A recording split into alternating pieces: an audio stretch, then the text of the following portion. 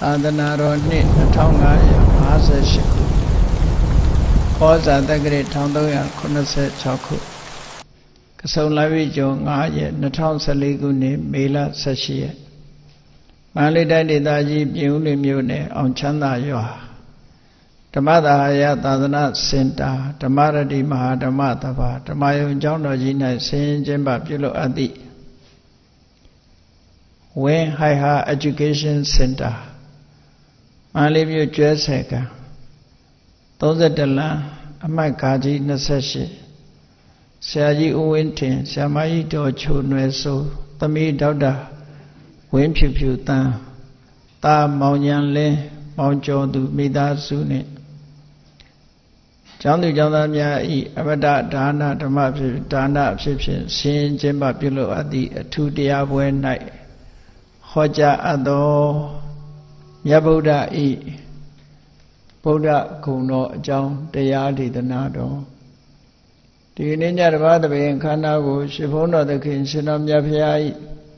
မဟာကရုဏာဂုဏ်ကိုအာယုပြုကာတိကျုဖွဲ့ဆိုအပ်သောဝန္ဒနာပနာမအာတိတဂါထာကိုရွတ်ဆိုပူဇော်ခြင်းဖြင့်စတင်ကြရအောင်ယောကပကောတိဟိပိယပမေယံကာလံကရွန်တောတိဒုက္ခရာနိခေရံကတောလောကဟိတယာနာထောနမောမာကာရုဏိကတတတယောနာထောဝိနိယမြာစွာတတ္တဝါဤ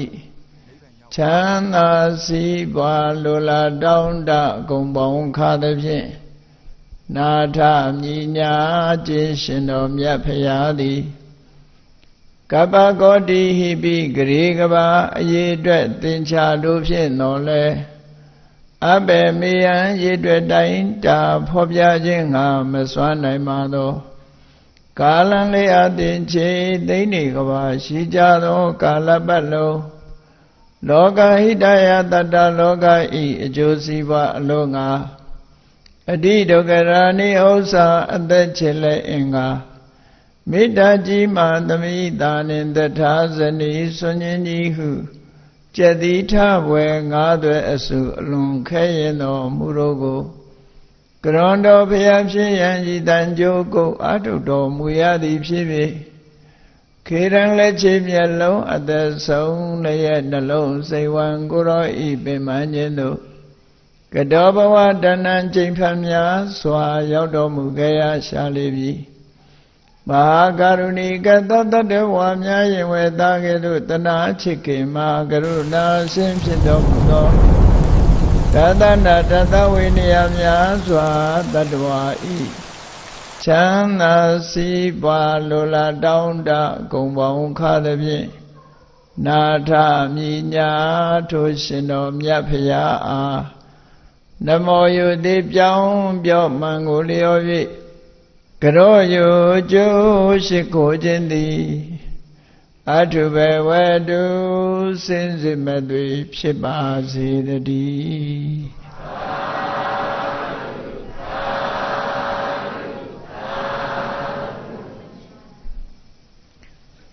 မြတ်ဗုဒ္ဓဤဗုဒ္ဓဂုဏ်တော်အလုံးဗုဒ္ဓဘာသာဝင်သူတော်စင်တွေသိကြတယ်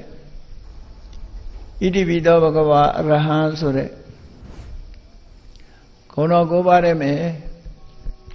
နံပါတ်8ဖြစ်တဲ့ဗုဒ္ဓလို့ဆိုတဲ့ဂုဏ်တော်အကြောင်းကိုဒီကနေ့နာယူမှတ်သားကြရအောင်ရသော်ဘုရားရဲ့ဂုဏ်တော်တွေကိုမိမိရဲ့စိတ်နှလုံးထဲမှာလွှမ်းထုံထားခြင်းကြောင့်ရရှိလာတဲ့ကုသိုလ်ကောင်းမှုဟာအလွန်ကြီးမြတ်တဲ့ကုသိုလ်ကောင်းမှုလို့ဒီလိုဆိုတယ်။ဘာဖြစ်လို့ကြီးမြတ်တဲ့ကုသိုလ်ကောင်းမှုလို့ဆိုရတယ်လဲလို့ဆိုရင်လောကမှာကိုကျင့်သီလအားဖြင့်လည်းမြတ်စွာဘုရားတဲ့တူတဲ့ပုဂ္ဂိုလ်မရှိဘူးတာတဲ့ပုဂ္ဂိုလ်ဆိုတာဝေးရောပေါ့နော်။တမာတိစွမ်းအားဖြင့်လည်းတူသူမရှိတာတဲ့ပုဂ္ဂိုလ်ဆိုတာလုံးဝမရှိနိုင်ပညာအားဖြင့်လည်းပဲတူသူမရှိတာတဲ့ပုဂ္ဂိုလ်ဆိုတာလုံးဝမရှိနိုင်ဘူးလို့အဲ့ဒါလို့သီလသမာဓိပညာလို့ဆိုရယ်ဂုဏ်အည်ချင်းနေ တာလွန်တခြားဘာသာတွေကိုးကွယ်ကြတဲ့ဘုရားသခင်ဆိုတာနဲ့စဉ်းကျင်စဉ်းစားကြည့်ဘုရားရဲ့ဂုဏ်ကြီးတွေဟာလူသားဆန်ဆန်လူထဲမှာအကျင့်သီလတို့တမာတိတို့ပညာတို့လို့ဆိုတဲ့လူတွေမှာရရှိနိုင်တဲ့ဂုဏ်ကြီးချင်းတွေကထူးခြားတဲ့ဂုဏ်ကြီးချင်းတွေနဲ့ပြည့်စုံတဲ့သူတော်စင်ပုဂ္ဂိုလ်မြတ်ကိုဒီလိုဆိုလိုတာပေါ့နော်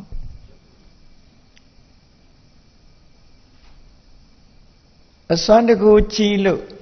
လူတွေကကိုးကွယ်ရတဲ့အရာမျိုးမဟုတ်ဘူးဒီလိုပြောလိုက်တော့ဘုရားဟာတကူမကြီးဘူးလို့ဒီလိုပြောတာမဟုတ်အစွမ်းတကူဆိုဒီမှာအမျိုးစုံရှိတယ်လူတွေနားလည်နေတဲ့အစွမ်းတကူဆိုတာအရာရာဖန်ဆင်းနိုင်တယ်တို့အရာရာလှုပ်ဆောင်နိုင်တယ်ဆိုတဲ့အစွမ်းတကူတစ်မျိုးကိုပဲလူတွေကအစွမ်းတကူလို့သတ်မှတ်နေကြတယ်စာပေကျမ်းမှာအစွမ်းတကူတွေမျိုးမျိုးရှိတယ်ငှက်တွေကောင်းငင်ပြန်တယ်ဆိုတာကမ္မစိတ်တိလို့ခေါ်တယ်သူကံကပေးတဲ့အစွမ်းတကူလို့ပြောတယ်ရှည်ထဲမှာငါးတွေကူးနိုင်တာလည်းပဲသူတို့ရဲ့ကမ္မစိတ်တိဆိုတဲ့အစွမ်းတကူပဲလူတွေကငှက်လို့ကောင်းငင်မပြန်နိုင်ဘူးငါးလို့လည်းရေထဲဆင်းပြီးတော့မကူးနိုင်ကြဘူးသို့တော့လူတွေမှာအစွမ်းတကူမရှိဘူးလားလို့ဆိုတော့လူတွေရတဲ့အစွမ်းတကူကဘာတော့ဆိုရင်တင်စားပြီးပြောတဲ့စကားအုံနောက်ပေါ့လူတွေကတိရစ္ဆာန်လောကကြီးနဲ့ကမ္ဘာလောကကြီးကိုချုပ်ကင်နိုင်လောက်အောင်စွမ်းရည်တတ္တိမြင့်မားတာတော့လူတွေရဲ့အသိဉာဏ်လို့ဆိုတဲ့အုံနောက်ပဲဖြစ်တယ်ဘယ်ပုဂ္ဂိုလ်မှလောကမှာရှိတဲ့သက်ရှိတ attva တွေဟာလူသားကိုမရှင်းနိုင်ကြဘူးမရှင်းနိုင်သည့်အတွက်ကြောင့်လူသားတွေဟာအကြံဉာဏ်နေစွမ်းရည်တတ္တိတွေအလွန်ကောင်းသည့်အတွက်ကြောင့်ရှည်ထဲမှာပုံခိုနေတဲ့ငါးတွေကိုလည်းဖမ်းနိုင်တယ်မြေကြီးထဲကတ attva တွေကိုလည်းဖမ်းယူနိုင်တယ်ကောင်းကင်ပြန်တဲ့တ attva တွေကိုလည်းဖမ်းယူနိုင်တယ်အင်တမအင်အားကောင်းတဲ့ဆင်ကြီးတွေကိုလည်းပဲလေ့ကျင့်သင်ကြားပြီးတော့မိမိအတွက်ယင်ဖြစ်သုံးချတယ်အခိုင်းစေဖြစ်သုံးချနိုင်အင်တအပြေးမြန်တဲ့တ attva တွေတုပြီးတော့ကိုမပြေးနိုင်ပေမဲ့လို့အဲ့ဒီပြေးနိုင်တဲ့တရားတွေမြင်းတို့လိုအကောင်တွေကိုလည်းလူတွေကနေပြီးတော့အသုံးချနိုင်တယ်ဆိုတာကိုယ့်ရဲ့အင်အားကြီးတဲ့တရားကြီးတွေကိုချုပ်ကင်ပြီးတော့ကိုယ့်လိုဘအတိုင်းဆောင်ရွက်စေနိုင်တယ်ဆိုတဲ့အတိညာစွမ်းရည်တတ္တိအုံနောက်ဟာဘလောက်ကြီးမားတယ်ဆိုတာစဉ်းစားကြည့်ပေါ့အေးမြတ်ဗုဒ္ဓဆိုတဲ့ပုဂ္ဂိုလ်မှာလည်းဒီလိုစွမ်းရည်တတ္တိတွေရှိတာအဲ့ဒီလိုစွမ်းတကူကိုပြောတာကဘာကြီးကိုဖန်ဆင်းတာတို့နော်တရားတွေကိုဖန်ဆင်းတာတို့လူသားတွေကိုဖန်ဆင်းတာတို့အကောင်းအကျိုးလူတွေရဲ့အကောင်းအဆိုးဒါတွေကိုဖန်ဆင်းတာတို့ဆိုတဲ့အစွမ်းတကူမျိုးတွေကိုပြောတာမဟုတ်ဘူးတကယ်တော့လေကဘာကြီးကိုဖန်ဆင်းတယ်ဆိုတာလူတွေရဲ့ယုံကြည်မှုတသက်မြတာဖြစ်တယ်ဖန်ဆင်းတယ်ဆိုတဲ့အရေးအယောင်ဟာလောကနဲ့တည်တည်ချာချာစဉ်းစားတွေးခေါ်တတ်သူပုဂ္ဂိုလ်တွေဟာဖန်ဆင်းတယ်ဆိုတာကိုဘယ်လိုမှလက်ခံနိုင်စရာမရှိဘူးဖန်ဆင်းတယ်ဆိုတဲ့ပုဂ္ဂိုလ်တူတယောက်ဟာလောကမှာတပြည့်မပြောနဲ့လိပ်ပြာတစ်မျိုးတည်းပဲဖန်ဆင်းမယ်ဆိုရင်ဘယ်လောက်အလုံးရှုံမလဲစဉ်းစားကြည့်ဒီဇိုင်းမျိုးမျိုးနဲ့အတောင်မှာဒီတစ်ကောင်နဲ့ပဲဖန်ဆင်းတခြားကောင်တွေမဖန်ဆင်းနိုင်ဘူးအဲ့တော့ဖန်ဆင်းရမယ်ဆိုတဲ့စွမ်းရည်တတ္တိဟာအင်တမခက်ခဲတယ်လူသားတွေတောင်မှဖန်ဆင်းလိုက်ပြီဆိုတဲ့လူသားတွေဟာတညီတည်းဖြစ်လာတာလားဆိုတညီတည်းမဟုတ်ဘူးအသိဉာဏ်ရှိကြသူဖြစ်တော့လည်းပဲလူသားတွေဟာတချို့ကယုံလာတယ်တချို့ကယုံမလာဘူးတချို့ကအသက်ရှည်တယ်တချို့ကအသက်မရှည်ဘူးတချို့ကပညာတတ်တယ်တချို့ကပညာမတတ်ဘူးအဲ့ဒါလို့စူးကြုံနှိမ့်မြင့်မတူညီတဲ့သဘာဝတရားတွေဟာဘာဖြစ်လို့ဖြစ်ပေါ်နေရတာလဲဖန်ဆင်းရှင်ကဖန်ဆင်းတယ်ဆိုလို့ရှိရင်ပကြီးဆရာတယောက်ကရေးတဲ့ရုပ်ပုံတစ်ခုဟာအလုံးဟာတူညီတဲ့သဘောဖြစ်ရမှာပေါ့ သူဖန်ဆင်းတယ်ဆိုလို့ရှိရင်ဖန်ဆင်းမှုတွေဟာအလုံးတညီတည်းဖြစ်နေတာပေါ့သို့တော့ဖန်ဆင်းရှင်ကိုကိုးကွယ်တဲ့လူလဲအိုခြင်းနာခြင်းသိခြင်းနဲ့ဒုက္ခပေးတာပဲမကိုးကွယ်တဲ့လူလဲအိုခြင်းနာခြင်းသိခြင်းရှိတာပဲစဉ်းစားကြည့်ပဲဆိုလို့ရှိရင်ဖန်ဆင်းရှင်ကသူကသဘောတူခြေနှက်လို့ဖန်ဆင်းခံရတဲ့ပုဂ္ဂိုလ်ကသူ့ကိုကိုးကွယ်တယ်ဆိုရင်အေးဒီလူကတော့ငါလူပဲအသက်ပိုရှည်အောင်ဖန်ဆင်းပေးမယ်စီးပွားဥစ္စာတွေတိုးတက်အောင်ဖန်ဆင်းပေးမယ်ပညာတွေပိုတက်လာအောင်ရုပ်ဆင်းတွေပိုလှလာအောင်လုပ်ပေးမယ်ဆိုတဲ့စိတ်ဓာတ်သူ့မှာမရှိဘူးရှိရင်ကွဲပြားခြားနာရမှာပေါ့နော်ကွဲပြားခြားနာမှုရှိအောင်မကိုးကွယ်တဲ့လူလဲဒါပဲကိုးကွယ်တဲ့လူလဲဒါပဲလို့ဆိုရင်ဒါသူဖန်ဆင်းတာမဟုတ်ဘူးဆိုတာအမှန်တမ်းထင်ရှားအေးဒါကြောင့်မို့ဖန်ဆင်းရှင်ဆိုတဲ့အစွမ်းတစ်ခုမျိုးနဲ့ပတ်သက်ပြီးတော့ဒီဗုဒ္ဓပေါ်မှာကြည့်เสียမလိုဘူးဘာနဲ့ကြည့်ရမလဲဆို human dignity ဆိုတဲ့ဂုဏ်သိက္ခာနဲ့ပဲကြည့်ရလူသားတွေရရှိနိုင်တဲ့ဂုဏ်သိက္ခာအရေးချင်းတွေဟာလူရဲ့တန်ဖိုးပဲအဲ့ဒီတန်ဖိုးတွေထဲမှာကိုချင်းသီလကောင်းတာလဲတန်ဖိုးတစ်ခုပဲတည်ငြိမ်တဲ့သမာဓိစွမ်းအားရှိတာလဲတန်ဖိုးတစ်ခုပဲအသိပညာထက်မြက်တာလဲတန်ဖိုးတစ်ခုပဲလူလောကလူတွေဟာလဲဒီဂုဏ်သိက္ခာရှိအောင်ဆိုတာဘာတွေလုပ်ရတာတော့ဆိုကိုချင်းတရားကောင်းအောင်လုပ်ရတယ်ပညာတတ်အောင်လုပ်ရတယ်ဒီနှစ်ခုဟာအရေးကြီးတဲ့အရာနှစ်ခုပဲဖြစ်တယ်အဲ့ဒီထဲမှာပညာလို့ဆိုတဲ့အရာဟာ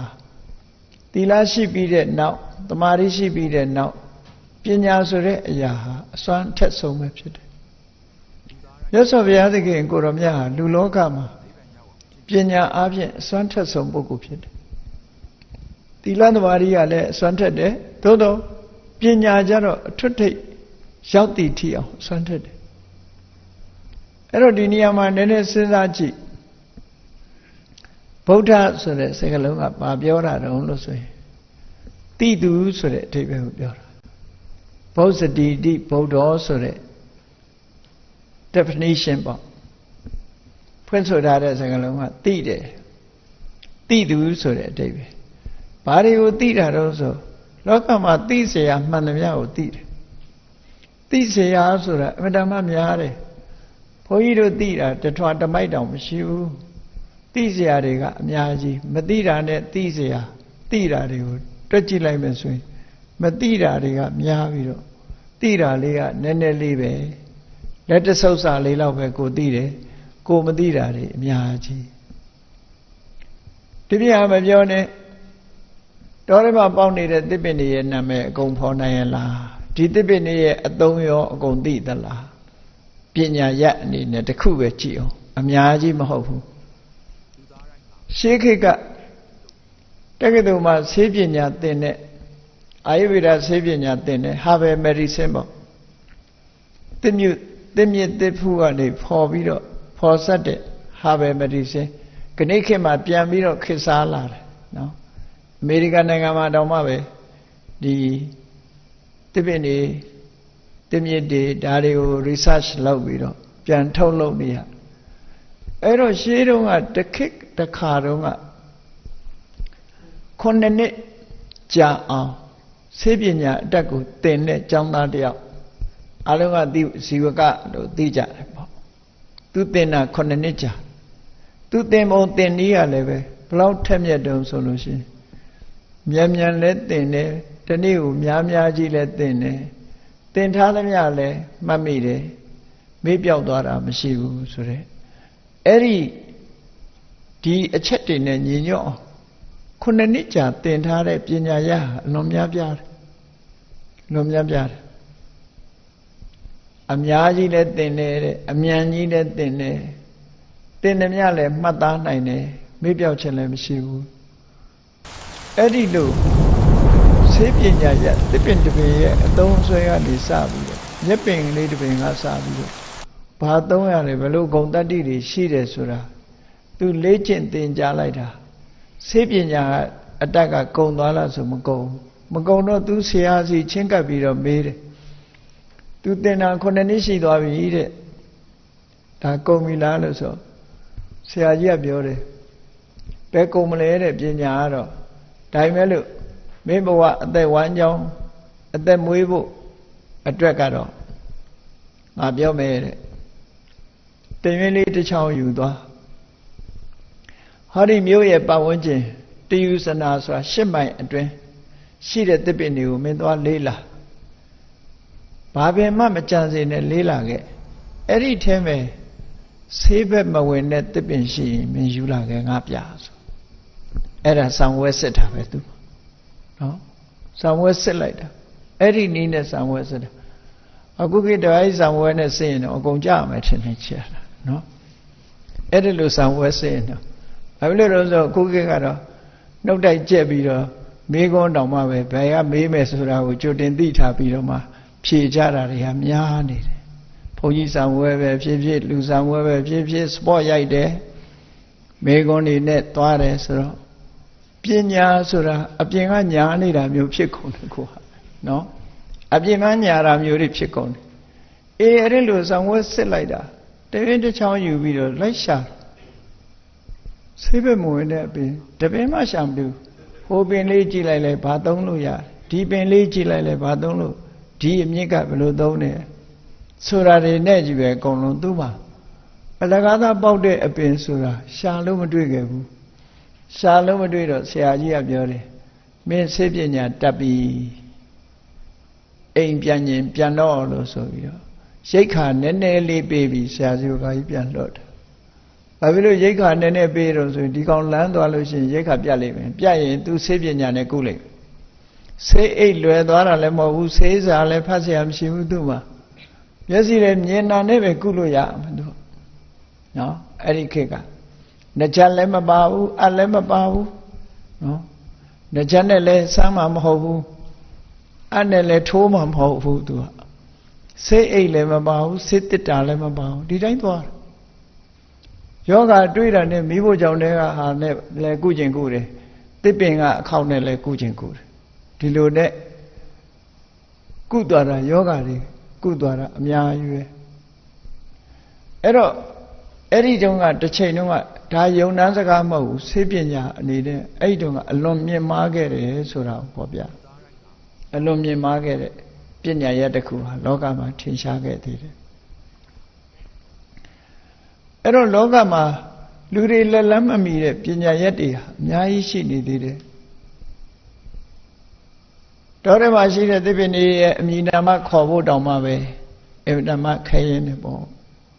အသုံးဆွဲသိဖို့ဆိုတာတော့ဝေလာဝေးအဲ့တော့လောကမှာအစွမ်းတကူဆိုဒီမှာပညာလောက်ကြီးမားတဲ့အစွမ်းတကူဟာမရှိဘူးဒါကြောင့်မို့လို့လူတွေဟာလူဘဝရောက်လာတာနဲ့မကြဘူးမိဘတွေကနေပြီးတော့3-4နှစ်အရွယ်ကနေစပြီးတော့မူကြိုဆိုပြီးတော့ကြောင်းထားကြအဲ့ဒီကနေမူလတန်းကနေသင်လိုက်ကြရတာတေတီထိပဲသင်နေကြအကုန်လုံးပညာရက်ဆိုတာဆုံးသွားတာတော့မရှိဘူးပညာကတော့မဆုံးဘူး course ကတော့ကုန်ရင်ကုန်မှာပေါ့ဘွဲရတာတော့ရှိရင်ရှိမှာပေါ့ပညာကုန်လို့ရတာမဟုတ်ဘူးသင်တန်းကုန်လို့ရတာနော်သင်တန်းကုန်လို့ဘွဲရတာပဲဖြစ်အဲ့တော့မြတ်စွာဘုရားကိုဗုဒ္ဓလို့ခေါ်တာဟာသိစရာတွေကိုအကုန်သိလို့ဒီလိုသိဖို့ကလွယ်သလားလို့ဆိုဘယ်လွယ်မှာတော့ကိုသိတာလက်တဆုပ်စာလေးပဲသိတယ်မြတ်စွာဘုရားသိတာကျတော့လက်တဆုပ်စာမကဘူးအများကြီးသိတယ်မြတ်စွာဘုရားကတခါဟောတယ်တစ်တော်ထဲမှာသိရွက်လေးတွေကောက်ပြီးတော့လက်ထဲမှာဆုပ်လိုက်ပြီးတွေ့လာငါလက်ထဲကသိရွက်ကလေးတွေတောကြီးထဲမှာရှိတဲ့သိရွက်နဲ့ငါလက်ထဲမှာရှိတဲ့သိရွက်ဘယ်ဟာများတော့ဆိုတော့ယဟန်တွေကိုမေးတော့ယဟန်တွေကအရှင်ဘုရားတဲ့တောထဲမှာရှိတဲ့သိရွက်တွေကအစမတန်များပါတယ်တဲ့ရှင်ဘုရားလက်ထဲရှိတဲ့သိရွက်ကဘယ်လောက်မှမရှိပါဘူးအဲ့ဒီတိုင်းပဲတဲ့ငါသိပြီးတော့မဟောတဲ့အကြောင်းအရာတွေမပြောတဲ့အကြောင်းအရာတွေကတတော်ထဲမှာရှိတဲ့သိရွက်တွေလိုပဲအများကြီးပဲငါသိပြီးဟောတဲ့တရားငါလက်ထဲမှာဆုပ်ထားတဲ့ တိရွယ်ဆုတ်ကလေးလောက်ပဲဟောတာတဲ့အဲ့တော့ပညာရဘလောက်ကျဲတယ်ဆိုတာဆင်ញင်စဉ်းစားကြည့်ဖို့လိုရတယ်မြတ်စွာဘုရားအဲ့ဒီပညာရက်တွေကိုအချောင်ရတာလားလို့မေးကြည့်ဘယ်ဟုတ်မလဲတဘွားနဲ့သင်လို့မရဘူးလေးသိင်ချိန်တဲ့ကဘာတသိန်းလို့ဆိုတဲ့မရေတွက်နိုင်တဲ့ကဘာ၄ခါကြုံရေတွက်လို့ရတာကတသိန်းမရေတွက်နိုင်တဲ့ကဘာပေါင်းက၄ခါကြုံပြီးတော့ရေတွက်လို့ရတာတသိန်းကိုလေးသိင်ချိန်တဲ့ကဘာတသိန်းလို့ခေါ်တယ်အဲ့ဒီလေးသိင်ချိန်တဲ့ကဘာတသိန်းလေ့ကျင့်ပြီးတော့ယူမှပညာပါရမီအပါဝင်ပါရမီတွေဖြည့်ကျင့်ပြီးတော့မှဘုရားဖြစ်သူရောက်တာဘုရားဖြစ်သူရောက်တော့လေဘုရားမဖြစ်ခင်ကဒါတွေအကုန်သိလားဆိုတော့မသိဘူးမသိနိုင်ဘူးဘုရားဖြစ်လိုက်တာနဲ့တပြိုင်နက်ဗုဒ္ဓဆိုတဲ့တိတုပုဂ္ဂိုလ်ဖြစ်ကိုရောက်ရှိသွားအဲ့ဒါဟာလေလမ်းစဉ်အတိုင်းတရားဓမ္မကျင့်တဲ့အခါမှာအတိညာဏ်ဆိုတာပွင့်လင်းသွားတာဖြစ်တယ်ကိုကျင့်တရားတွေတမာရီတရားတွေဒီစွမ်းအားတွေနဲ့အတိညာဏ်ပွင့်လင်းသွားတဲ့အချိန်ဆိုတာဖြစ်ပေါ်လာခဲ့တာအဲ့ဒီကြတော့မှဗုဒ္ဓဆိုတဲ့ပုဂ္ဂိုလ်ဖြစ်တာအဲ့တော့ဂုဏ်တော်၉ပါးထဲမှာကြည်လိုက်မယ်ဆိုလို့ရှိရင်အရဟံရဲ့နောက်မှာဒုတိယဂုဏ်တော်ကသမ္မာသမ္ဗုဒ္ဓောသမ္မာဆိုတာအမှန်အတိုင်းတန်ခါကိုယ်တိုင်ဗုဒ္ဓကိုသိတာနော်အဲ့ဒီဂုဏ်တော်ကိုကြည့်မယ်ဆိုရင်လေအမှန်အကန်ကိုယ်တိုင်သိတယ်သစ္စာလေးပါးကိုအမှန်အကန်ကိုယ်တိုင်သိလို့သမ္မာသမ္ဗုဒ္ဓလို့ခေါ်တယ်အခုဒီဗုဒ္ဓကြတော့လည်းပဲဘုဇ္ဇတိတိဗုဒ္ဓသိတယ်လို့ဆိုအတိညာဏ်နဲ့ပတ်သက်ပြီးတော့ဂုဏ်တော်၉ပါးထဲမှာဂုဏ်တော်2ပါးကအတိညာဏ်နဲ့ပတ်သက်ပြီးခွဲခြားထားတယ်လို့အတိညာဏ်ဘလောက်အရေးပါတယ်ဆိုတာစဉ်းစားကြည့်နော်ဒီထဲမှာတီးခြားသိတာလေးတွေပါသေးတယ်ပါတွေတော့ဆိုဝိဇ္ဇာစရဏတမနောဝိဇ္ဇာဆိုတာလေအတိညာဏ်ပဲလောကဝိတုလောကအကြောင်းသိတယ်ဆိုတာလေအတိညာဏ်ပဲနော်လောကအကြောင်းကိုသိတယ်ဆိုတာလေအတိညာဏ်ပဲဗုဒ္ဓသိသူဆိုတာလေအတိညာဏ်ပဲဟောအတိညာဏ်နဲ့ပတ်သက်ပြီးတော့ဂုဏ်တော်တွေထဲမှာအရေးပါလို့ထည့်ထားတာဒါကြောင့်မို့လို့လောကမှာအရေးကြီးဆုံးကဘာလဲဆိုပညာရေးဆိုပြီးတော့ခဏခေတ်မှာလည်းပဲပညာရေးကိုလေးပေးပြီးတော့သင်ကြားနေကြတာပေါ့ပညာဟာလူရဲ့တန်ဖိုးလို့ဆိုပြီးတော့ပြောနေကြတာတကယ်လည်းပဲသိသူနဲ့မသိသူဟာအလွန်ကွာခြားတယ်ပေါ့မသိတဲ့ပုဂ္ဂိုလ်ဟာဘယ်အရာပဲဖြစ်ဖြစ်မသိသည့်အတွက်ကြောင့်သူ့အတွက်မှာအရာခတ်သိမ်းဟာမှောင်ကျနေသလိုဖြစ်တယ်သိတဲ့ပုဂ္ဂိုလ်ကတော့အရာခတ်သိမ်းသူ့အတွက်မှာလင်းချင်းပြီးတော့ဘာလို့သူဟာအတိညာဏ်ရှိနဲ့လှုပ်သွားတာအတိညာဏ်ရဲ့တန်ဖိုးဟာအမှန်တမ်းကြီးပါတယ်အဲ့ဒီမှာသမ္မာသမ္ဗုဒ္ဓဆိုတဲ့ဗုဒ္ဓနဲ့ဒီဗုဒ္ဓောဘဂဝါဆိုတဲ့ဗုဒ္ဓဘာထူးလဲထူးခြားမှုရှိလားလို့မေးစရာအကြောင်းရှိလားမေးစရာအကြောင်းရှိလားအတိညာဏ်ကို2ပိုင်းခွဲပြီးတော့ပြောလိုက်တာသမ္မာသမ္ဗုဒ္ဓသိတယ်ဆိုတာအမှန်တရား၄ပါးကိုမှန်မှန်ကန်ကန်ကိုယ်တိုင်သိတယ်ဆိုတာသစ္စာ၄ပါးကိုသိတာဆိုလိုတယ်လောကမှာအမှန်တရားကိုသိမှတဏှာဝကလွတ်ဖို့ဆိုတဲ့လမ်းစာကိုတွေ့နိုင်အမှန်မသိဘဲနဲ့တဏှာဝကလမ်းစာဆိုတာမတွေ့နိုင်ဆိုပါစို့ကိုယ်မှာပြဿနာတစ်ခုရှိတယ်ပြဿနာတစ်ခုရှိလာပြီလူတွေမှာလည်းလူမှုရေးပြဿနာစီးပွားရေးပြဿနာဘာပြဿနာညာပြဿနာတွေ problem တွေပေါ့ problem တွေရှိလာပြီဆိုလို့ရှိရင် problem ရှိတာသိုံနဲ့ပြီးလာလို့ဆိုမပြီးဘူးเนาะ problem ဆိုတဲ့ပြဿနာကိုသိဖို့ကတခုပဲသိသေးတယ်ဘာသိဖို့လိုတော့ဆိုဒီ problem ဆိုတဲ့ပြဿနာဟာဘာကြောင့်ဖြစ်တာလဲအကြောင်းရင်းကိုသိဖို့လိုတယ် the cause of problem cause ကိုသိရမယ်အဲ့တော့အကြောင်းလည်းသိတယ်အကျိုးလည်းသိတယ်ပြဿနာကိုလည်းသိတယ်ပြဿနာရဲ့အကြောင်းကိုလည်းသိတယ်ဒီလောက်နဲ့လုံလောက်ပြီလားဆိုမလုံလောက်ဘူးပြဿနာဆိုတာအဖြေရှိသေးတယ်လေအဖြေရှာနိုင်ရမယ်နော် solution ဆိုတဲ့အဖြေအဲ့ဒီအဖြေကိုလည်းသိဖို့လိုတယ်ဒါဖြင့်အဖြေဆိုတာဟုတ်ပြီပြဿနာငြိမ်းတာကိုသိပြီသိတော့ Eri Piatana Nyaine Nila Apshe Sura Balelu Sura Uletia. The way of the solution of problem. Filu Surabo. Ero leave a late and Dima Kesa Piri. Piatana Uletire, Tipiatana Bajam Pita Sura Letire, Piatana Belupi, Piatana Ye, Inye Muguletire, Belunine, Inye Sura Letire. Leave it later, Pibi. So Mamangang and Dima, Tipiatana, Pie Tonina, Pitable. Beya Vebi, Piatana the Ku, a Pima Matona moves or a Bogu. A Pima Tonine Nilang or Madivus in Beroma, Piama Mofu, Inyama Mofu. Gay, Poiro de Re, John Dwinia, Pawapiatana the Ku, Shenji, Pawapiatana the Ku, Chi.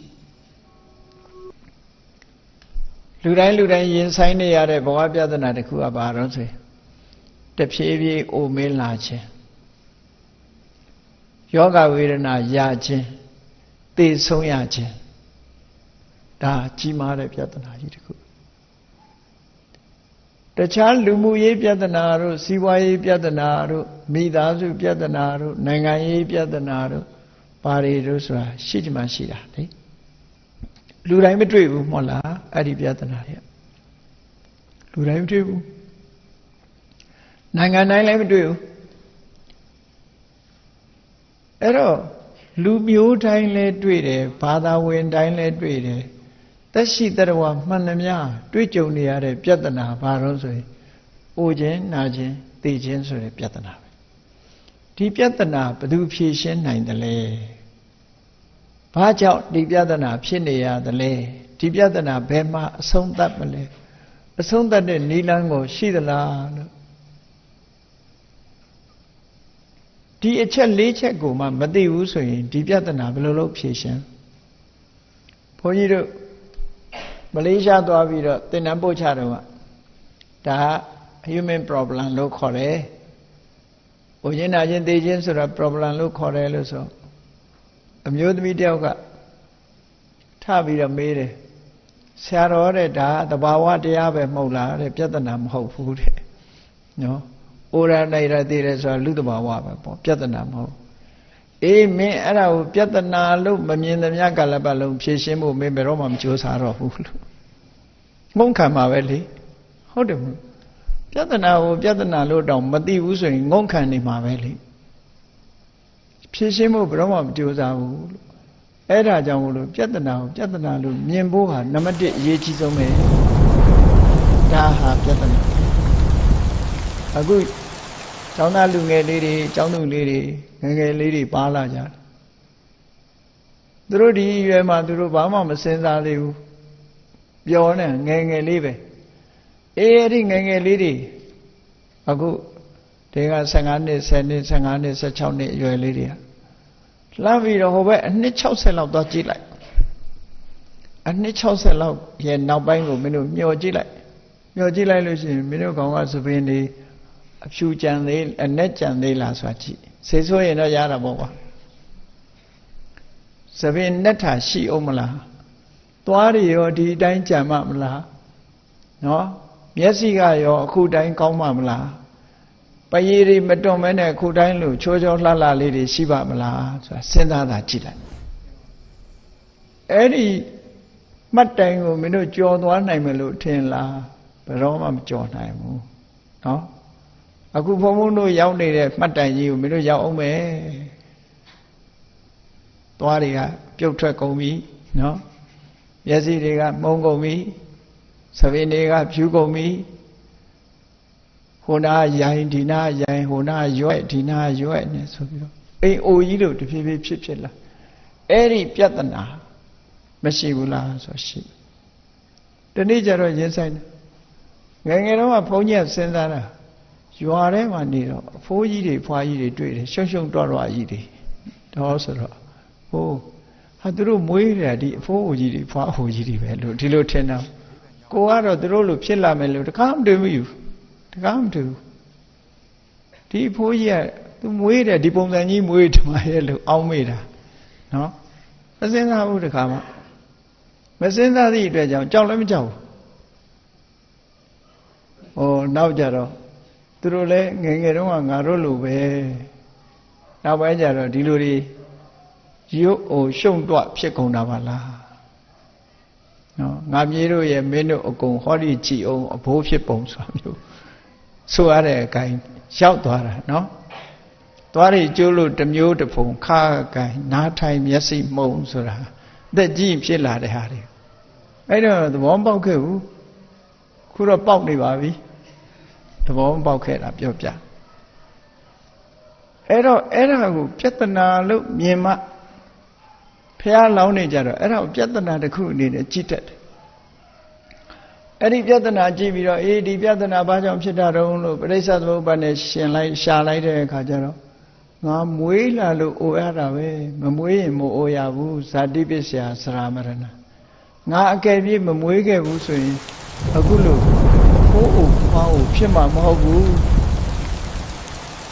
ဒီလိုစဉ်းစားတာနော်ဒါဖြင့်မွေးတာကဘာကြောင့်မွေးတာတုံးဆိုရင်ဘဝရှိလို့မွေးနေတာဘဝဆိုဒီမှာကံတရားနဲ့ဖြစ်ပေါ်လာတဲ့ခန္ဓာတွေပေါ့ဘဝပစ္စယဇာတိဘဝရှိလို့မွေးတာဒါဖြင့်ဒီဘဝကတော့ဘာဖြစ်လို့ရှိနေရတာတုံးလို့ဆိုဥပါဒါနပစ္စယဘဝဆွဲလန်းရှိနေလို့တွေ့တာလို့ဖြစ်နေတာကိုယ်တိုင်းကိုယ်ကလိုချင်နေတာတွေ့တာနေလိုချင်သလားမလိုချင်သလားကိုယ်ဘဝကျင့်တတ်နေသလားမကျင့်တတ်ဘူးလားစဉ်းစားကြည့်လူသားတွေကသာကိုယ်ဘဝကျင့်တတ်တာမဟုတ်ဘူးခုတရိစ္ဆာန်တွေလည်းသွားမေးကြည့်ကျင့်တတ်တယ်နော်ကျင့်တတ်လူဖြစ်ရှင်သလားဆိုခေါင်းရမ်းမှဒီကောင်းနေလူတွေမဖြစ်ကြပါဘူးလူကအလုံးရှုပ်တယ်ကျောင်းနေရတာနဲ့စကျဲရတာနဲ့သူတို့အေးအေးဆေးဆေးပဲဘာမှလုပ်เสียမလို့နော်တကယ်သိလူဖြစ်ချင်မှာမဟုတ်ဘူးအဲ့တော့ကိုယ်ဘဝလေးကိုကျင့်납ပြီးတွေ့တာနေတာကိုဥပါဒံလို့ခေါ်တာပဲအဲ့ဒီဥပါဒံဟာဘာကြောင့်ဖြစ်ရတာတုံးဆိုတဏှာဆိုတဲ့လိုချင်တတ်မဲ့မှုကလာတာရှင်းတန်လာတဲ့အခါဥပါဒဒါဖြင့်ဒီတဏှာကတော့ဘာလို့ဖြစ်ရတာတုံးဆိုဝေဒနာပစ္စယတဏှာလို့ဆိုတဲ့အတိုင်းစိတ်ရဲ့ခံစားမှုတွေကြောင့်ဖြစ်တာစိတ်ကခံစားမှုလေးတွေရှိသည့်အတွက်ကြောင့်ตายဝယ်ခံစားမှုလေးဆိုလိုချင်လာအဲ့ဒီလိုချင်မှုလေးတွေကြောင့်တဏှာဝေဒနာပစ္စယတဏှာဆိုတာလားဒါဖြင့်အဲ့ဒီဝေဒနာကတော့ဘာကြောင့်ဖြစ်ရတာတုံးလို့ဆိုအာယုန်နဲ့စိတ်နဲ့ဆက်သွယ်မိသွားတာဆက်သွယ်မှုရှိလာလို့ရှိရင်ဖြစ်တာပဲလေခုခေတ်လူချင်းသာပြောကြတာမလေးအိုးချင်းထားရင်အိုးချင်းညှိတယ်လေကြိုးချင်းထားကြိုးချင်းညှိအိုးချင်းထားအိုးချင်းထိတယ်နော်အာယုန်မှာလည်းဒီတိုင်းမှာပဲထိနာပဲအမြဲတမ်းစိတ်နဲ့အာယုန်ထိတာအဲ့ဒါကိုဖတ်တာလို့ခေါ်တာဒီဖတ်တာကဘာလို့ဖြစ်ရတာတုံးဆိုမျက်စိနာနာလျှာကာယမနဆိုတဲ့ sense organ တွေရှိကြောင်းရှိလို့ဖြစ်တယ်အဲ့ဒီ sense organ တွေကဘာကြောင့်ဖြစ်တာတုံးဆိုနံတရားတွေနဲ့ယုတ်တရားတွေရှိလို့နံတရားယုတ်တရားတွေကဘာကြောင့်ဖြစ်တာတုံးဆိုအတိစိတ်ပဋိသန္ဓေဆိုတဲ့ဝိညာဉ်လေးလာလို့အဲ့ဒီဝိညာဉ်လေးကဘာကြောင့်ဖြစ်ရတာတုံးဆိုသင်္ခါရပစ္စယဝိညာဏကံတရားတွေကြောင့်ဖြစ်တာအဲ့ဒီကံတရားကဘာကြောင့်ရှိနေရတာတုံးဆိုအဝိဇ္ဇာပစ္စယသင်္ခါရမှမသိခဲ့ဘူးမှမသိလို့ဒါတွေရှိနေတာဟောမြတ်စွာဘုရားပရိစ္ဆေသမုပ္ပါဒ်မှာအဖြေတွေထုတ်ပေးထားဘဝတစ်ခုရဲ့အဖြေတွေဘာကြောင့်ဖြစ်တယ်ဆိုတာအကြောင်းတွေကိုရှာပြတယ်အကြောင်းတွေရှာပြတယ်လို့ solution ကိုလည်းပြထားမသိဘူးဆိုတာမရှိရင်မေတ္တာနာမှာကံတရားတွေမဖြစ်တော့ကံတရားတွေမဖြစ်ရင်ပရိသေဝိညာဉ်ဆိုတာမလာဘူးမလာလို့ရှိရင်နာယုတ်တွေမဖြစ်ဘူးနာယုတ်တွေမဖြစ်လို့ရှိရင် sense organ တွေမလာဘူး sense organ တွေမရှိဘူးဆိုရင်ဖတ်တာဆိုတဲ့ contact တွေမလာဘူးဖတ်တာမလာရင်ဝေဒနာမလာဘူးဝေဒနာမလာလို့ရှိရင်တဏှာမလာဘူးတဏှာမလာရင်ဥပါဒံဆိုတာမလာဘူးဥပါဒံမလာရင်ဘဝဆိုတာမလာဘူး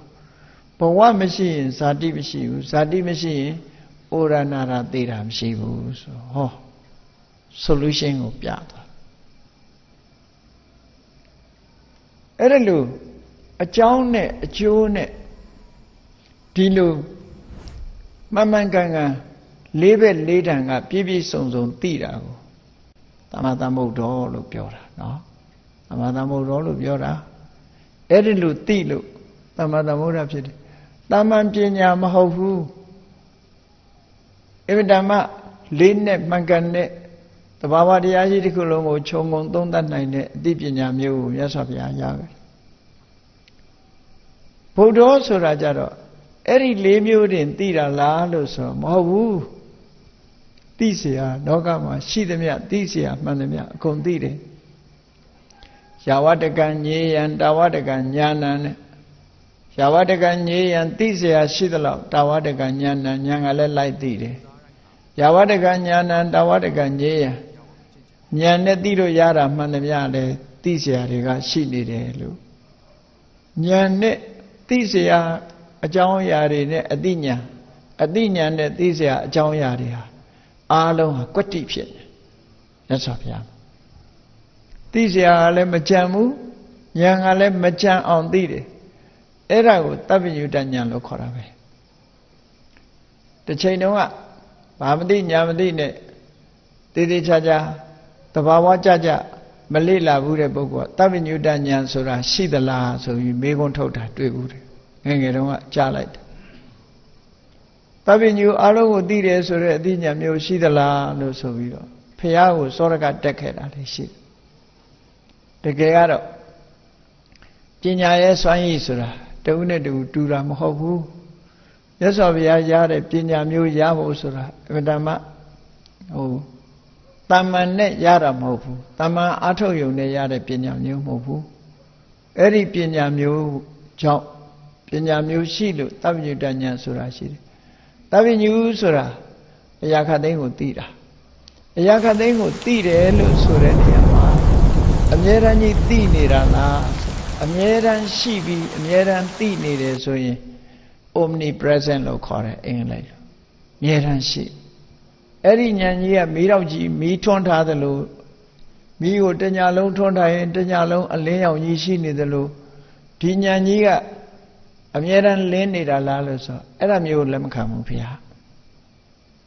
မျက်လုံးလည်းဖွင့်ကြည့်မှပဲမြင်တယ်မဟုတ်လားမိတ်ထိုင်မမြင်ဘူးလေသဘာဝကြကြဓာတ်ဆိုတာလေဘလောက်ထက်ဒိန်နဲ့ထက်ထားရင်ခုတ်လို့ရပါမလားမရဘူးတပ္ပညုတဉာဏ်ရဲ့အဓိပ္ပာယ်ကဘာတော့သိခြင်းလို့သိစရာတစ်ခုကိုသိခြင်းလို့ကြည့်လိုက်လို့ရှိရင်အလုံးရှင်းပြီးတော့သိသွားတယ်မသိလို့ခေါင်းကုတ်ရတာမရှိဘူးလို့ပြောတာနော်ပု္ပ္ပာလေးတစ်ခုမဖြစ်နိုင်လို့ခေါင်းကုတ်နေရတာမျိုးတွေမရှိဘူးတဲ့မြတ်စွာဘုရားနော်မိကွန်းလေးမဖြစ်နိုင်ဘူးဆိုခေါင်းကုတ်ကြတာလေကိုကခေါင်းကုတ်တော့လေခေါင်းကမထွက်ဘူးစပင်မဲ့ကျွတ်ကောင်းကျွတ်အသိဉာဏ်အဲ့ဒါထွက်လာမှာမဟုတ်ဘူးနော်အဲ့တော့သိချင်လို့ကြည့်လိုက်တာနဲ့တပြိုင်နက်အကုန်ရှင်းရှင်းကြီးသိတာကိုတပ္ပညုတဉာဏ်လို့ခေါ်တယ်အနာဝရဏဉာဏ်တဘာဝကြကြပဲအိတ်နေတော့ကဒီဉာဏ်ကြီးရှိနေတာမဟုတ်ဘူးမိကြီးလင်းနေသလိုဒီဉာဏ်ကြီးကအမြဲရှိနေတာမဟုတ်ဘူးသိချင်လို့ကြည့်လိုက်ရင်သိတယ်ကဲပညာတတ်တဲ့လူနဲ့မတတ်တဲ့လူနော်ကိုဖီးမဟုတ်တဲ့ပြဿနာတစ်ခုမေးလိုက်ပြီဆိုအဖြေထုတ်နိုင်ပါမလားမတတ်တဲ့လူကတတ်တဲ့လူကတော့ဥပမာဆေးပညာသင်ထားတယ်ဆေးပညာတတ်တဲ့ပုဂ္ဂိုလ်ကဆေးပညာနဲ့ပတ်သက်တဲ့မေးခွန်းတစ်ခုကိုမေးလိုက်မယ်ဆိုကျန်တဲ့ပုဂ္ဂိုလ်ကခေါင်းကုတ်ချင်တိုင်းကုတ်နော်အနာသာပေါက်သွားမယ်ဉာဏ်ကတော့ထွက်လာမှာမဟုတ်ဘူးသိမှမသိတာသင်ထားတဲ့ပုဂ္ဂိုလ်じゃသိတယ်မဟုတ်လားဘာဖြစ်လို့သင်ထားတဲ့ပုဂ္ဂိုလ်ကသိပြီးမသင်တဲ့ပုဂ္ဂိုလ်ကဘာလို့မသိတာတော့လို့ဆိုပညာရဲ့စွမ်းအားချင်းမတူတာပေါ့ဒီလိုဆိုလို့လေဒါကြောင့်မို့မြတ်စွာဘုရားကြတော့ဘာသိခြင်းလို့ကြည့်လိုက်တာနဲ့တပြိုင်နက်အစီအတာမရှိအကုန်လုံးအကျွမ်းကြံမရှိအကုန်သိတယ်အကြောင်းကိုလည်းသိတယ်အကျိုးကိုလည်းသိတယ်ဖြေနည်းကားကိုလည်းသိတယ်ဖြေရှင်းချက်ကိုလည်းသိတယ်ဆိုလေးဘက်လေးတန်ပြည့်ပြည့်စုံစုံသိသွားတယ်ဒီလိုဆိုတာပေါ့အဲ့တော့သမ္မာသမ္ဗုဒ္ဓောဆိုတဲ့ဂုဏ်တော်ကြီးကသစ္စာလေးပါးကိုသိတာအဓိကထားပြီးတော့ပြောတယ် အမှန်တရားကိုသိတာအဓိကထားပြောပြီးဗုဒ္ဓောဆိုတာကြတော့သစ္စာ၄ပါးမှတပါးဉာဏ်နဲ့သိเสียမှန်တယ်များအကုန်သိတာပြောတယ်ဒါကြောင့်မလို့ဒီနှစ်ခုခွဲထားတယ်လို့ဒီလိုဆိုတယ်နောက်တစ်ခုကကြည့်သမ္မာသမ္ဗုဒ္ဓောလို့ဆိုတာဟာသိเสียတွေကိုကိုယ်ကသိလိုက်တဲ့အသိဉာဏ်ပฏิဝေဒဉာဏ်လို့ခေါ်တယ် penetration ထိုးထွင်းပြီးတော့သိလိုက်တယ်တရားဓမ္မနဲ့ပတ်သက်ပြီးသိเสียမှန်သမျှအကုန်သိလိုက်တယ်ထိုးထွင်းသိတယ်ဗုဒ္ဓောဆိုတာကြတော့အဲ့ဒီသိတာတွေကိုသူများနားလဲအောင်ဘယ်လိုပြောရမလဲ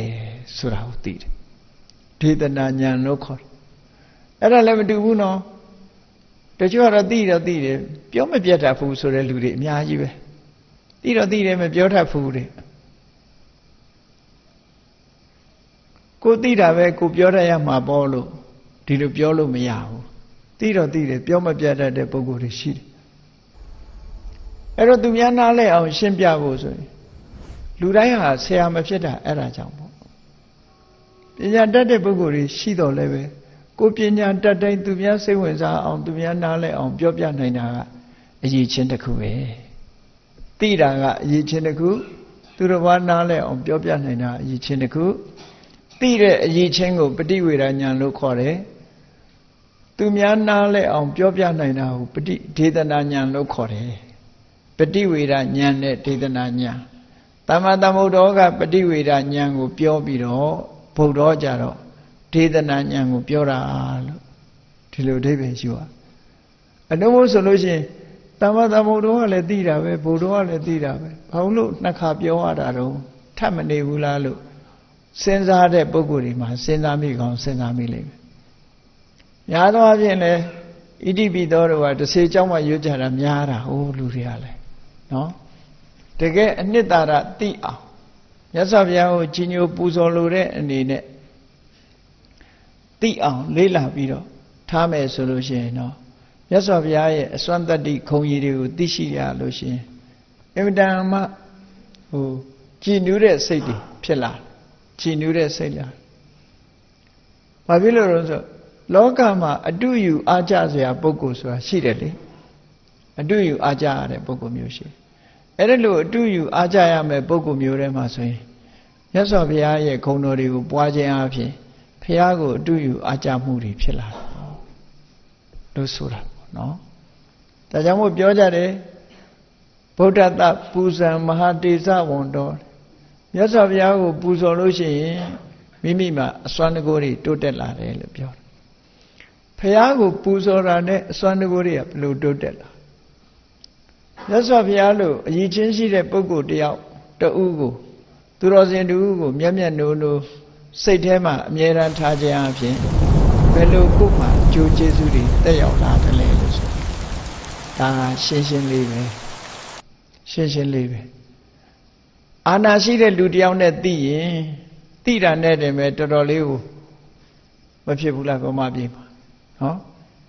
လူကြီးနဲ့သိတယ်ဆိုတာနဲ့တင်တော်တော်အလုံးဖြစ်နေဒီလူကအဲ့တော့မြတ်စွာဘုရားလိုပုဂ္ဂိုလ်မျိုးနဲ့သိပြီဆိုရင်သူစီကတတ္တိလေးတွေတော့ရမှာပေါ့အနည်းငယ်တော့ရတာပေါ့လူယုတိရှင်ယုတိတော့ဖြစ်သွားသေးတာပဲဒါကနားလဲတဲ့ဥပမာနဲ့ပြောပြတာပါနားလဲတဲ့ဥပမာပြောပြလူတွေရဲ့တဏ္ဍာမှာထင်ဟမှုဆိုတာလေးတွေကရှိတတ်တယ်ပေါ့ထင်ဟမှုဆိုတာရှိတယ်ဒါကြောင့်မို့ရသော်ဘုရားရဲ့ဗုဒ္ဓဆိုတဲ့ခုံတော်ကြီးကိုနားလဲအောင်သဘောပေါက်ပြောမယ်ဆိုရင်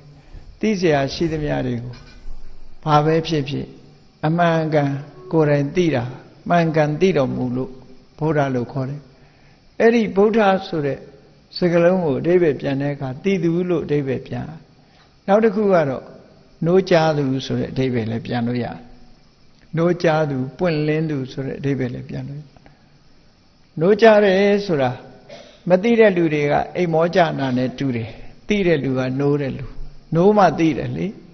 အိပ်ပျော်နေရင်ဘာမှမသိဘူးအိမ်မှာသခိုးဝင်ခိုးသွားဘာမှမသိဘူးအိပ်ပျော်နေတာနိုးပြီဆိုရင်သိတယ်လေအဲ့ဒါလိုပဲမြတ်စွာဘုရားအမှန်တရားကိုသိတယ်ဆိုတာနိုးတရားတွေရဲ့ဒီမောဟဒီဟုသောတွေ့ဝေခြင်းဆိုတဲ့အိပ်ပျော်ခြင်းကနေနိုးထလာလို့အမှန်တရားတွေကိုသိတယ်လို့ ဒီလိုဆိုတာအဲ့ဒီဗုဒ္ဓဆိုတဲ့ဒီဂုံရည်ချင်းဟာအမေကပေးတာလားဆိုမဟုတ်ဘူးအဖေကပေးတာလားမဟုတ်ဘူးဆွေမျိုးကြံတိတွေကပေးတာလားမဟုတ်ဘူးနတ်မြမာတွေကပေးတာလားလို့ဆိုလဲမဟုတ်ဘူးမိမိကိုယ်တိုင်ကြင်ကြံကြိုးကုပ်အားထုတ်ပြီးတော့အားထုတ်တယ်သင်ယူတယ်ဆိုတာအသိဉာဏ်ရအောင်မိမိကိုယ်တိုင်ကြိုးစားအားထုတ်ခြင်းကြောင့်ရလာတဲ့အသိဉာဏ်မျှတာဖြစ်တယ်ပေါ့ဒါကြောင့်မို့အသိပညာဆိုတာကိုယ်တိုင်ကြိုးစားပြီးတော့ရယူကြရတာဖြစ်တယ်ကိုယ်တိုင်မသိမဲနဲ့ရနိုင်တဲ့ပညာရဆိုတာလောကကြီးမှာမရှိပါဘူးကိုယ်တိုင်ကြိုးစားသင်ယူမှသာလည်းရနိုင်တာဖြစ်ပါတယ်အေးမြတ်စွာဘုရားမှာလည်းဗုဒ္ဓဆိုတဲ့အသိဉာဏ်ကြီးဟာသူများပေးအပ်တဲ့အသိဉာဏ်မဟုတ်ဘူးကိုယ်တိုင်ကျင့်ကြံကြိုးကိုအထုတ်လို့ရတဲ့ပညာရတာဖြစ်တယ်လို့ဒီဘုရားရဲ့အသိဉာဏ်ကြီးမားမှု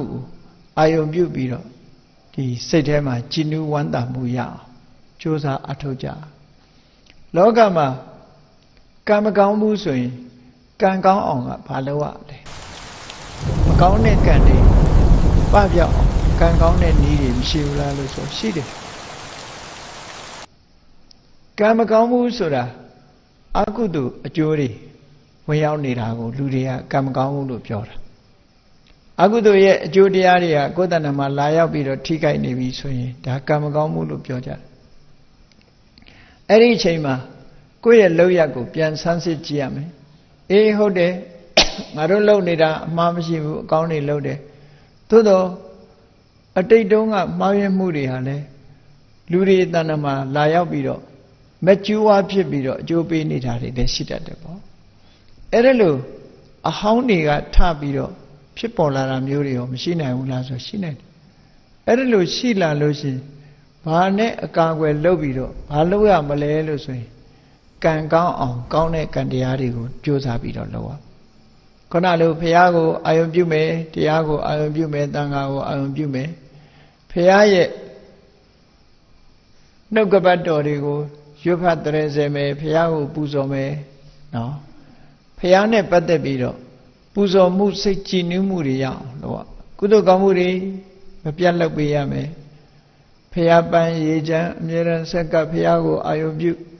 ဘုရားကိုအာယုံပြုပြီးတော့ကုသိုလ်တရားတွေကိုယ်စိတ်ထဲမှာဖြစ်ပေါ်အောင်ကြိုးစားအဲ့ဒါလို့ကြိုးစားခြင်းအားဖြင့်လည်းပဲမကောင်းတဲ့ကံတွေဟာပယ်ဖြစ်သွားနိုင်တယ်ဒါကြောင့်မို့ရှေးတုန်းက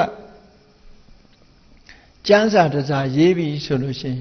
ကျမ်းတစ်ကျမ်းရေးတယ်ဆိုတာပြီးအောင်ရေးနိုင်ဖို့တော်ခင်းတယ်အမှန်တမ်းကြီးလေးတဲ့တာဝန်ကြီးတစ်ခုကိုလုပ်တာအစကနေအဆုံးထိစာတအုပ်ရေးရတယ်ဆိုတာအမှန်တမ်းခင်းတာမန်ပုဂ္ဂိုလ်တွေဆိုလဲမရေးနိုင်ကြဘူးအဲ့လိုရေးနိုင်ဖို့အတွက်ဒါဖေတော်မောင်တော်ရေးတာပြောတာမဟုတ်ဘူးနော်အလေးနဲ့စာကြီးတွေကိုရေးပြီးဆိုလို့ရှိရင်မလုပ်ရတော့အဲ့ဒီရေးနေတဲ့စာကြားမှာယောဂဝေဒနာဖြစ်လာမယ်ဆိုရင်ပြီးအောင်ရေးနိုင်မှာမဟုတ်ဘူးမကြမ်းမမာတွေဖြစ်လာရင်လည်းပြီးအောင်ရေးနိုင်မှာမဟုတ်ဘူးတခြားအနှောက်အယှက်တွေဝင်လာရင်လည်းပြီးနိုင်မှာမဟုတ်ဘူးအဲ့ဒါကိုဈာဖြတ်ဝင်လာတာကိုအန္တရာယ်လို့ခေါ်တာပါဠိစကားအန္တရာယဈာဖြတ်ဝင်ရောက်လာတဲ့အနှောက်အယှက်အတွင်းထဲမှာဈာဖြတ်ဝင်ရောက်လာတဲ့အနှောက်အယှက်တွေကိုအန္တရာယ်လို့ပြောတာအဲ့ဒီအန္တရာယ်တွေကိုပယ်ဖြောင်းနိုင်မှုအတွက်ရှေးဥစွာဘုရားကိုရှိခိုးကြတယ်ရှိခိုးပြီးတော့ဘုရားရဲ့ဂုဏ်တော်တွေကိုယ်စိတ်ထဲမှာနှလုံးထဲမှာထုံထားလိုက်တော့အဲ့ဒီကုသိုလ်ကံရဲ့စွမ်းအားကြောင့်ဈာဖြတ်ဝင်ရောက်မဲ့အကုသိုလ်တွေကမလာနိုင်တော့ဟန်တာမိတာဖြစ်သွားတယ်ဒါကြောင့်မလို့မကောင်းတဲ့ဒီ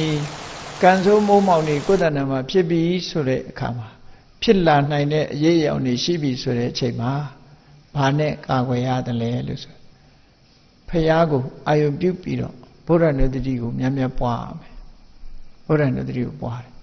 အဲ့တော့ဖရာရှိခိုးတာတမန်ဩဃာသနဲ့ရွတ်ပြီးတော့ဖရာရှိခိုးတာမျိုးတင်တဲ့ပို့ပြီးတော့အရေးကြီးတာတော့ဖရာရဲ့ဂုဏ်တော်တွေကိုအာယုပြုပြီးတော့ကမ္မထမ်းထိုင်တယ်လို့မြတ်စွာဘုရားရဲ့ဂုဏ်တော်တွေကိုနှလုံးသွင်းဆင်ခြင်ပြီးတော့အချိန်များ ဒီတရားတွေနဲ့မြတ်စွာဘုရားကိုပူဇော်ပါတယ်ဆိုတာလောက်ပြီးတဲ့အခါမှာကိုလုပ်တဲ့ကုသိုလ်ကောင်းမှုတွေအားလုံးကိုမမြင်ရတဲ့တရားတွေကိုနိဗ္ဗာန်မှာရှိတဲ့အိမ်ဆောင်တတ်တွေပါတယ်ဒါတွေကိုအမြတ်တမ်းပေးဝေရအဲ့ဒီအမြတ်တမ်းပေးဝေခြင်းအဖြစ်ကိုနဲ့သူတို့နဲ့မိတ်ဆွေဖြစ်သွားတယ်မိတ်ဆွေဖြစ်သွားခင်မင်ယဉ်ဤမှုတွေရလာတယ်မိတ်ဆွေဖြစ်လို့ရှိရင်ကိုယ်အန္တရာယ်မရောက်အောင်သူတို့ကကြည့်ရှုပြီးလူမပြောနဲ့လေဒီတမ္မာမပြောနဲ့အိမ်နာနီးချင်းနဲ့တဲ့အောင်ပေါင်းရင်တောင်မှပဲကိုယ်အိမ်ကိုကြည့်ပေးပေါ်ရမယ်မတဲ့ဘူးဆိုရင်မသိကြအောင်ဆောင်းနေမှာဘာကြီးဖြစ်နေဟုတ်ကဲ့လားအိမ်နာနီးချင်းနဲ့တဲ့မှအဲ့ဒါလိုပဲကိုမမြင်ရလို့အိမ်ဆောင်နှတ်တို့ကိုဆောင်နှတ်တို့သွားပြီးတော့ရံမဖြစ်လေနဲ့ရံဖြစ်ရင်တော့အဲ့ဒါကိုကောင်းကျိုးပေးမှာမဟုတ်ဘူးနော်ကောင်းကျိုးပေးမှာမဟုတ်ဘယ်သူနဲ့မှရံမဖြစ်နဲ့နောက်ဆုံးမှာကိုယ့်အိမ်ကမွေးထားတဲ့ခွေးတောင်ရံဖြစ်ရင်ကိုယ့်မျက်စောင်းထိုးကြည့်တာအနည်းဆုံးခံရမှာကြောက်လို့သာပြန်မလုပ်တာရှိမယ်နော်ဒီကောင်တွေကလည်းသိတယ်သူတို့ကဒီတရိစ္ဆာန်တွေမှာလည်းအသိရှိတယ်လေတခါလောက်ရိုက်ထားတဲ့လူဆိုရင်ရှောင်းပေးနဲ့မျက်စောင်းစိုးကြည့်တယ်သူတို့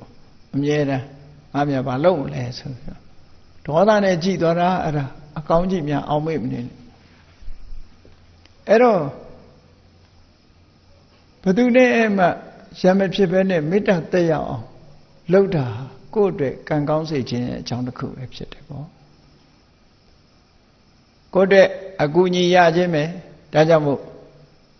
မေတ္တာပို့ရတယ်အမြတ်တမ်းပေးဝေရတယ်ကုသိုလ်ကောင်းမှုလုပ်တိုင်းဖိတ်ကြားပြီးတော့သူတို့ကိုအရေးတယူလုပ်ပေးတာမိတ်ဆွေတောင်မှလမ်းတွေ့ရင်ကိုကအရင်ခေါ်ရတယ်အရေးတယူနှုတ်ဆက်ရင်ရင်းနှီးတယ်မခေါ်ခြင်းသလိုလိုလှုပ်သွားရင်ဒီလူနောက်ပြီးတော့သူကလည်းမခေါ်ခြင်းသလိုလိုပြန်လှုပ်မှာပဲနောက်ကြလူချင်းတောင်ဒီလိုဖြစ်တယ်အဲ့ဒါကြောင့်မို့လို့ကံကောင်းအောင်လုပ်ဖို့ဆိုပြီးတော့ကိုယ်တိုင်ကရှင်ထဲကအမုန်းကင်းပြီးတော့မေတ္တာဘာဝနာတွေမြဲမြဲပွားပြီးတော့လုပ်မယ်ဖရာကိုအာရုံပြုပြီးတော့မေတ္တာတွေဘာဝနာတွေပွားမယ်ဆိုလို့ရှိရင်ကံကောင်းလာမှသိကြတယ်မေတ္တာပို့မယ်အမြတ်တမ်းပေးဝေမယ်အားလုံးနဲ့မိတ်ဆွေတွေဖြစ်မယ်အရာရာမှာစိတ်ကြည်နူးမှုတွေရလာတဲ့အခါကိုတွေးတာတွေကိုကြံတာတွေကိုလှုပ်တာတွေလည်းလမ်းမှန်ပေါ်ရောက်လာနိုင်အဲ့ဒါလို့မဟုတ်ဘူးကံကောင်းကြောင်းမလားမကောင်းတာတွေနဲ့တွေ့စိတ်ကညစ်ဆိုပိုးဆိုးတာအဲ့ကြလို့ရှိရင်ပိုးဆိုးသွားနိုင်တယ်အဲ့ဒါလို့မဖြစ်ရလေအောင်ဘယ်သူပဲဖြစ်ကံကြမ္မာရဲ့အလှည့်အပြောင်းကံကောင်းတဲ့အခါကောင်းတယ်မကောင်းတဲ့အခါမကောင်းဘူးမကောင်းတဲ့အခါမှာကောင်းအောင်လုပ်ပုံလုပ်နည်းရတော့အဲ့ဒီနည်းပဲမေတ္တာပွားမယ်ဘုရားကိုအာရုံပြုမယ်စီမီပန်းရေချမ်းလှူဒန်းမယ်နော်ဆုတောင်းတာမတောင်းတာအသာထားလူတွေကဆုတောင်းတာပဲဥစားပေးတယ်နော်တောင်းသည်ဖြစ်စေမတောင်းသည်ဖြစ်စေကိုယ်စိတ်ကြည်နူးမှုကအဓိကကြတယ်ဘုရားကုံတော်တွေကိုကိုယ့်ရဲ့ရင်ထဲနှလုံးထဲရောက်အောင်တည်ငြိမ်အေးချမ်းမှုကိုပေးနိုင်တဲ့အမျိုးဖြစ်အောင်လုပ်အောင်ပြီးပြီဆိုတော့မှကိုယ့်ရဲ့ wish ကိုဖော်ပြတာဆုတောင်းတိုင်းကတော့မရဘူးပေါ့ဆုတောင်းတိုင်းရလို့ရှိရင်ဘာမှလုပ်နေနဲ့ထိုင်ပြီးတော့သာဆုတောင်း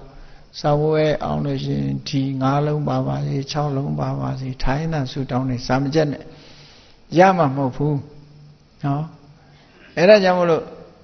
ဆုတောင်းရုံနဲ့ဘယ်ရမှမရဘူးဆုတောင်းတယ်ဆိုတာ wish ကိုဖော်ပြတာပဲဖြစ်တယ်ဆုတောင်းတာလိုချင်တဲ့ဆန္ဒရဲ့နောက်မှာလုံလဝိရိယတို့အသိဉာဏ်တို့ဆိုတာလိုက်ရတယ်ပေါ့အဲ့ဒါလို့အကြောင်းအကျိုးစီလျော်စွာအလုံးလုံးမှကောင်းကျိုးချမ်းသာတွေဆိုတာရနိုင်တယ်အဲ့ဒါလို့အချက်တွေကိုသိတာကိုလည်းပဲမြတ်စွာဘုရားဟောတာဖြစ်သောကြောင့်ဗုဒ္ဓဆိုတဲ့ဂုဏ်တော်ထဲမှာအရာခသိန်းကိုသိစွမ်းနိုင်တဲ့အသိဉာဏ်ရှိတယ်မြတ်စွာဘုရားလို့ဆိုတာကိုအာယုံပြုပြီးတော့နှလုံးသွင်းဆင်ခြင်ခြင်းအပြင်မိမိအတွက်ကံကောင်းလာနိုင်တယ်ဆိုတာကိုယုံကြည်ကြရမှာဖြစ်တယ်ဒါကြောင့်မို့တရားချစ်ခင်သူတော်စင်ပြိဿပေါင်းတို့မြတ်ဗုဒ္ဓဤဗုဒ္ဓဂုဏ်တော်ဆိုဒီမှာသမ္မာသမ္ဗုဒ္ဓနဲ့ထူးခြားချက်ကတော့သမ္မာသမ္ဗုဒ္ဓဆိုတာသစ္စာ၄ပါးကိုကုံစင်အောင်သိတာသမ္မာသမ္ဗုဒ္ဓဗုဒ္ဓဆိုဒီမှာသစ္စာ၄ပါးမှတပါအခြားသိเสียရာတွေကိုကျွမ်းကျင်မရှိသိတာဗုဒ္ဓ တနည်းအားဖြင့်သမ္မာသမ္ဗုဒ္ဓဆိုဒီမှာထိုးရင်းသိတဲ့အသိဉာဏ်မျိုးကိုဆိုလိုပြီးဗုဒ္ဓဆိုဒီမှာဟောပြောနဲ့ပတ်သက်ပြီးတော့သိတဲ့ဒေသနာဉာဏ်မျိုးကိုဆိုလိုတယ်လို့ဒီနှစ်ခုဟာဒီခုံတော်နှစ်ခုဟာတစ်ခုနဲ့တစ်ခုကွဲပြားခြားနားမှုဒီလိုမှတ်သားကြရမယ်ဆိုတာကိုယ်စီမှတ်သားပြီးဗုဒ္ဓနုဒတိဘာဝနာပွားများခြင်းအပြင်ကုသိုလ်တရားဖြစ်ပွားအောင်ကြိုးစားအားထုတ်နိုင်ကြပါစေကုန်သတည်း